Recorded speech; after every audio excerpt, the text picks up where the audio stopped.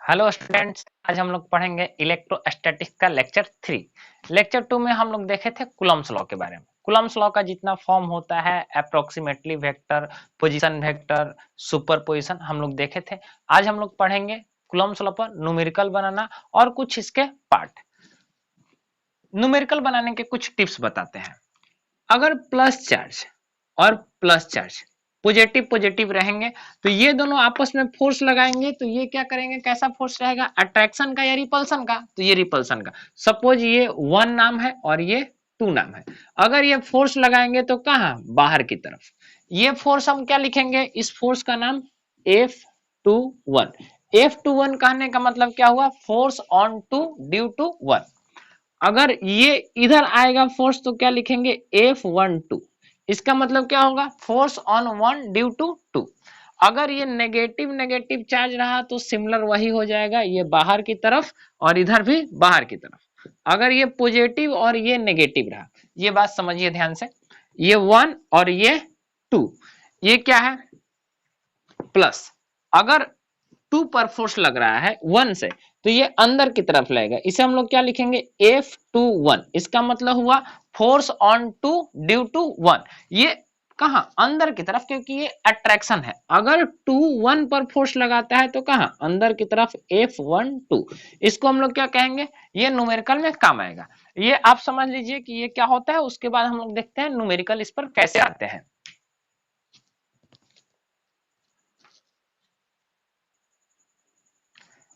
चलिए देखिए न्यूमेरिकल का टाइप 1। कल हम लोग पढ़े थे कि फोर्स जो होते हैं कूलम्ब्स फोर्स, वो डायरेक्टली प्रोपोर्शनल होते हैं चार्ज के Q1 और Q2 के, और इनवर्सली प्रोपोर्शनल होते हैं R स्क्वायर के। ठीक, अगर ये सपोज मान लीजिए कि एक चार्ज है Q1 और ये चार्ज है Q2, इनके बीच का डिस्टेंस R है। अगर सेम चार्ज रहे और डिस्टेंस को डबल कर दिया जाए तो हमारे फोर्स पर क्या इफेक्ट पड़ेगा? अगर सेम चार्ज है और हमारा डिस्टेंस क्या हो गया, डबल हो गया। अगर डिस्टेंस डबल हो जाता है, डिस्टेंस डबल हो जाएगा तो फोर्स क्या बढ़ेगा या घटेगा? फोर्स बढ़ेगा या घटेगा? डिस्टेंस, ये छोटा डिस्टेंस है, अगर ये डिस्टेंस बढ़ जाता है तो क्या फोर्स क्या हो जाएगा, कम हो जाएगा। कितना टाइम्स कम हो जाएगा? फोर्स जो होगा आर स्क्वायर यानी 2R हो जाए, इसका स्क्वायर यानी फोर्स जो होगा 1/4 टाइम्स क्या हो जाएगा, कम हो जाएगा। अगर चार्ज बढ़ जाता है, दोनों चार्ज डबल हो जाते हैं। अगर दोनों चार्ज डबल हो जाते हैं तो देखिए यहां पर पहले फोर्स क्या था, मोड ऑफ Q1 और Q2, दोनों चार्ज डबल हो गए, यानी फोर्स क्या हो गया, 2Q1 और 2Q2। तो ये हो जाएंगे फोर्स 4 टाइम्स Q1 और Q2। ये फोर्स जो है 4 टाइम्स बढ़ गए। ऐसे क्वेश्चंस आपके आएंगे ऑब्जेक्टिव के। ऐसे हम आपको डिस्क्रिप्शन में लिंक दे देंगे न्यूमेरिकल PDF के, आप वहां से डाउनलोड कर लीजिएगा। ये समझना है। इसके बाद हम लोग देखते हैं,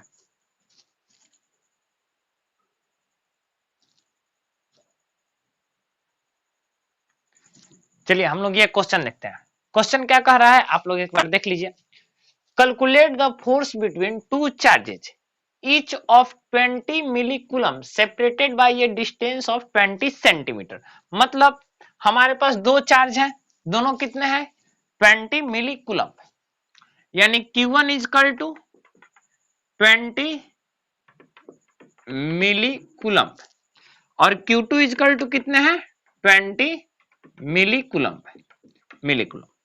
20 मिलीकूलम को कूलम में बदलेंगे कितना हो जाएंगे, 20 इंटू 10⁻³ कूलम, 20 इंटू 10⁻³ कूलम।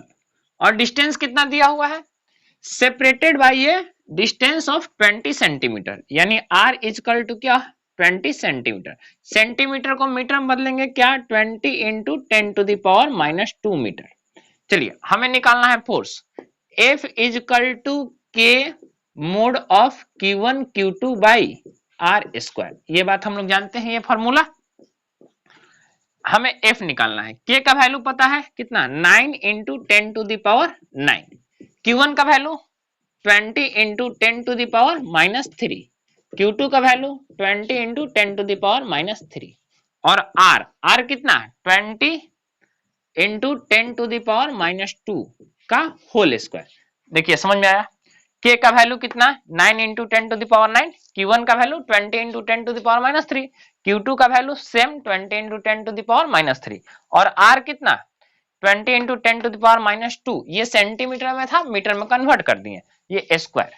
अब देखिए कैलकुलेट करेंगे 9 into 10 to the power 9 into 20 into 20 into 10 to the power -6 by 20 into 20 into 10 to the power -4 कर दे, ये 20 20 ऊपर कैंसिल, ये क्या जाएगा 9 इंटू 10 टू द पावर 6 3 और ये ऊपर जाएगा 10 टू द पावर 4, यानी कितना आ जाएगा 9 into 10 to the power 7 newton. ये आंसर लिख देना है। नहीं समझ में आया? ये 9 है, ये 6 -6 है, तो क्या हो जाएगा ये 3 और ये ऊपर जाएगा तो क्या पॉजिटिव में 4 और 3 9 into 10 to the power 7 newton. ये धीरे धीरे धीरे धीरे हम लोग लेवल इसका बढ़ाते जाएंगे न्यूमेरिकल का, ये आप समझ लीजिए।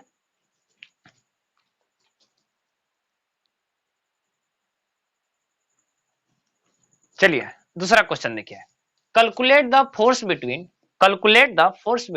Two point charges is F, यानी बोल रहा है कि दो पॉइंट चार्ज के बीच का फोर्स कितना है F in air. What will be the force between them if the distance between them becomes double. ये क्वेश्चन का कहना है कि अगर दो पॉइंट चार्ज है उनके बीच का फोर्स कितना है F है हवा में, अगर उनके डिस्टेंस को डबल कर दिया जाए बिकम्स डबल, तो हमारा फोर्स जो होगा वो कितना टाइम्स चेंज हो जाएगा। यानी कि हम कह सकते हैं इसके सॉल्यूशन में 2 पॉइंट चार्ज यानी कि F is equal to suppose मान लेते हैं Q1 Q2, या डायरेक्ट हम लोग लिख सकते हैं F is directly proportional to R square होता है। इसी को हम लोग क्या कहते हैं स्क्वायर लॉ भी कहते हैं, स्क्वायर लॉ भी कहा जाता है। ये F is directly proportional to 1/R square. F ये क्या हो गया डबल हो गया, डबल कहने का मतलब क्या 2R, यानी F कितना हो जाए 1/4R स्क्वायर, यानी कितना टाइम चेंज हुआ, यानी F जो होगा नया वाला F/4 हो जाएगा, पुराने वाले का 4 टाइम्स कम हो जाएगा। ये बात समझ में आया तो इसे राइट डाउन उतारना नहीं है, इसे समझ लेना है कि अगर हमारा डिस्टेंस डबल हो जाएगा तो फोर्स क्या हो जाएगा 4 टाइम्स कम हो जाएगा। अगर चार्ज डबल हो जाएगा तो उतना हमारा फोर्स क्या हो जाएगा इंक्रीज कर जाएगा। अगर यहाँ पर बोला जाता क्वेश्चन में कि यहाँ चार्ज डबल हो गया तो हमारा फोर्स क्या हो जाता है डबल, अगर एक चार्ज डबल होता तो, अगर दोनों चार्ज डबल हो जाए यानी 2 इंटू 2 कितना हो जाएगा 4 टाइम्स हमारा नया वाला फोर्स क्या हो जाएगा इंक्रीज कर जाएगा।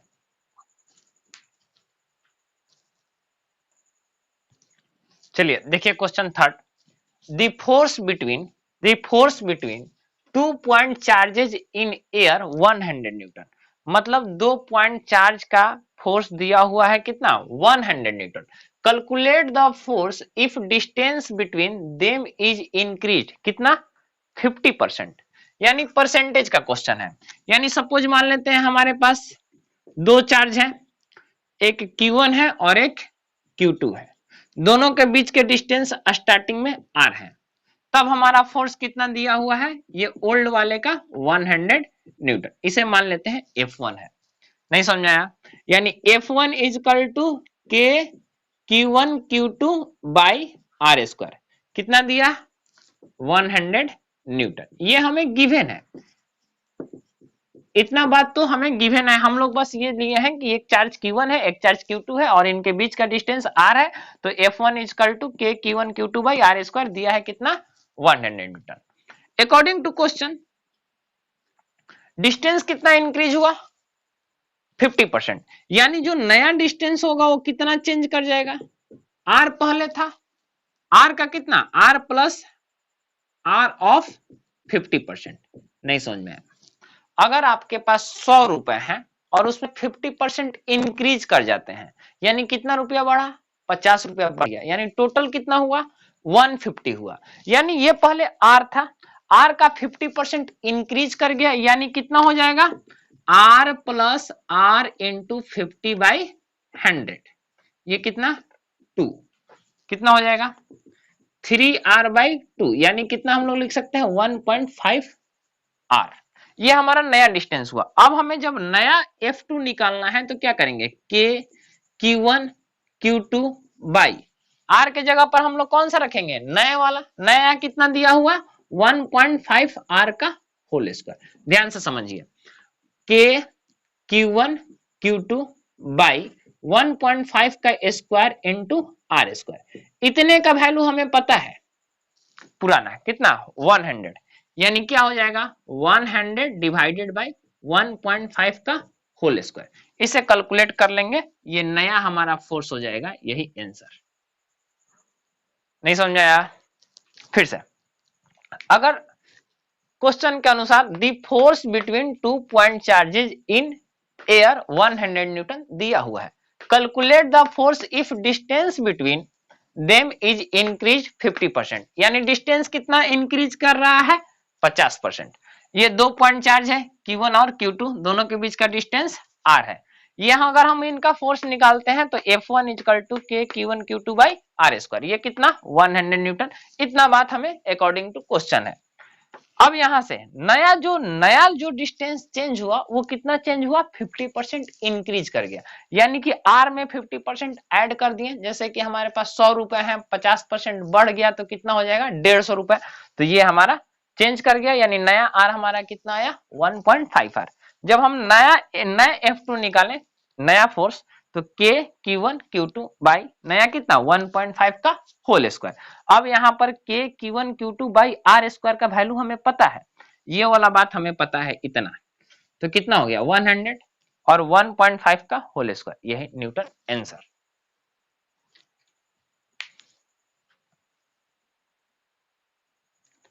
चलिए यहां देखा जाए क्वेश्चन।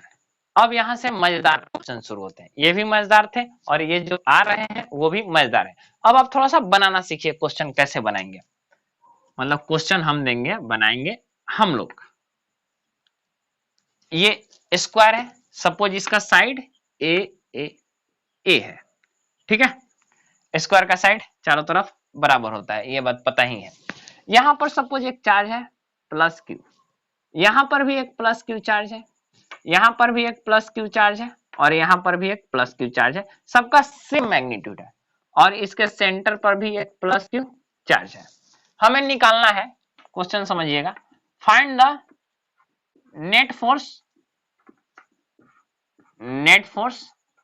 एट O, मतलब O मतलब क्या सेंटर, ये हमारा O सेंटर है, यानी ये इसका डायगोनल और ये इधर वाले का डायगोनल वही सेंटर हो जाता है, ये हमारा सेंटर O है। ये सब का नाम मान लेते हैं, ये A है, ये B है, ये C है और ये क्या है D है।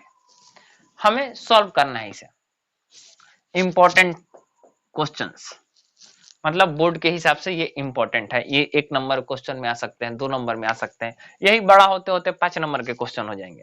ये क्या है, ए पॉइंट पर निकालना है, ए पॉइंट पर, यानी कि अगर ए फोर्स लगाएगा ओ पर तो कहां फोर्स बाहर की अंदर।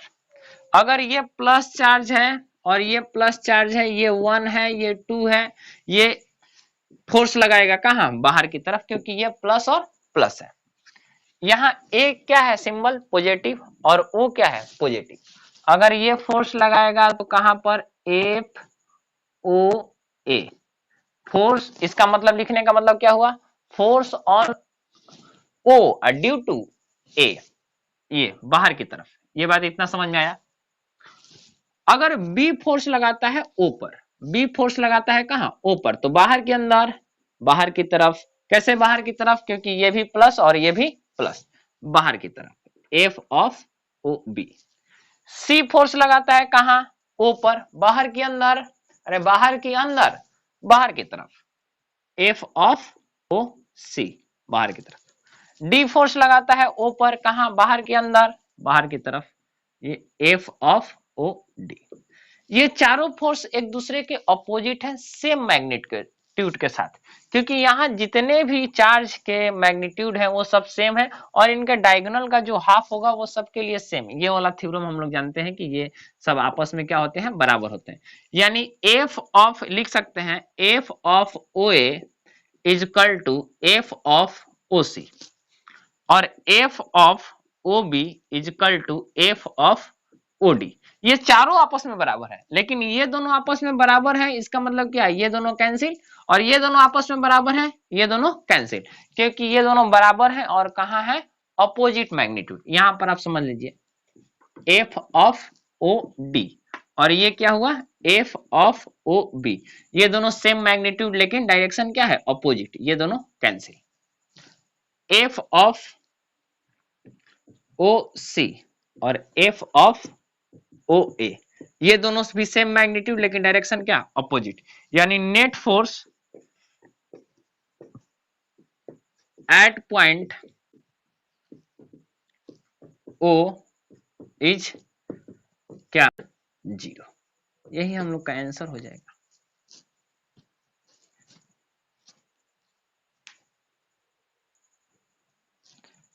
अच्छा आइए एक क्वेश्चन और इसी टाइप का करते हैं, प्रैक्टिस हो जाएगा। अब बना सकते हैं, एक इक्विलैटरल ट्रायंगल है। इक्विलैटरल कहने का मतलब क्या, ए बी और सी, इसका सारा साइड एल एल एल है।